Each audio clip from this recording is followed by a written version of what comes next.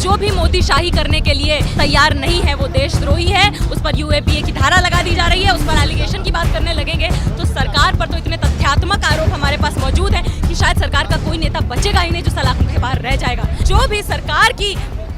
चाटुकारिता में लगा हुआ है आज केवल वही देशभक्त है, और हर वो ताकत, हर वो आवाज जो जनता की आवाजों को, जनता के दुख दर्दों को लोगों के स्क्रीन तक ला रही है, उस पर सवाल उठा रही है, वो आज देशद्रोही करार दिया जा रहा है। ये वही मोदी जी हैं जो चाहते हैं कि मीडिया केवल इस तरीके के सवालों पर,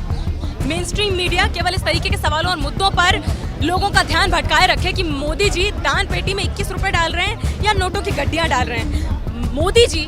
पीकॉक्स के साथ, मोरों के साथ फोटो किस तरह से खिंचा रहे हैं। मोदी जी झाड़ू लगा रहे हैं। मोदी जी का कि अगर हम स्वयं जो कहेंगे ना नार्सिसिज्म, स्वयं की वंदना, स्वयं स्तुति को अगर हम देख लें तो हमें पता चल जाता है किस तरीके से ये पूरा आज जो भी मोदी शाही करने के लिए तैयार नहीं है वो देशद्रोही है। उस पर यूएपीए की धारा लगा दी जा रही है, उस पर ईडी की रेड हो रही है, उस पर सूरज उगने के पहले उसको अरेस्ट कर लिया जा रहा है बिना अरेस्ट वारंट के, और उसको कुचलने की पूरी कोशिश की जा रही है। आप एक बात बताइए, ये जो आरोप लगाए गए हैं कि एनमिटी प्रमोट कर रहे हैं, आईपीसी की धाराओं के क्रिमिनल कंस्पिरेसी का आरोप लगाया गया है, यूएपीए का आरोप लगाया गया है जर्नलिस्ट पर, जिन पर ये छापे पड़े, जिनको हिरासत में लिया गया है बिना किसी वारंट के, बिना किसी ग्राउंड के, केवल एलिगेशन के बेसिस पर एलिगेशन की बात करने लगेंगे तो सरकार पर तो इतने तथ्यात्मक आरोप हमारे पास मौजूद है कि शायद सरकार का कोई नेता बचेगा ही नहीं जो सलाखों के बाहर रह जाएगा। ये वही देश है जब सारे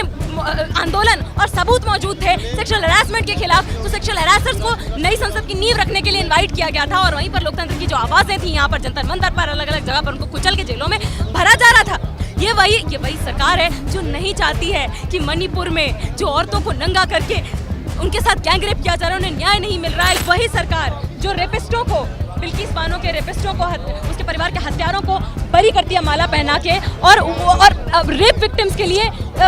स्ट्रगल करने वाले एक्टिविस्ट पर लगातार हमला कर रही है, उन पे यूएपीए के धाराएं लगा रही है। इसके सबूत हमारे पास मौजूद हैं। हमने देखा है कि जो लोगों के अधिकारों की बात कर रहे हैं वो जेलों में सड़ रहे हैं, बिना बेल के जेलों में दम तोड़ने के लिए मजबूर हैं, और जो कोई भी सरकार की चाटुकारिता में लगा है वो लगातार इस देश में अपनी स्थिति को बेहतर कर पा रहा है। केवल वही अमीर है जो अपनी जमीर बेचने के लिए तैयार है इस देश में। पर आज एक समय पर चांदी के चमचमाए देश हुआ करते थे, आज के समय में चमचों की चांदी है। चमचों की बात करें तो गोदी मीडिया, दरबारी मीडिया, दलाली मीडिया जो है,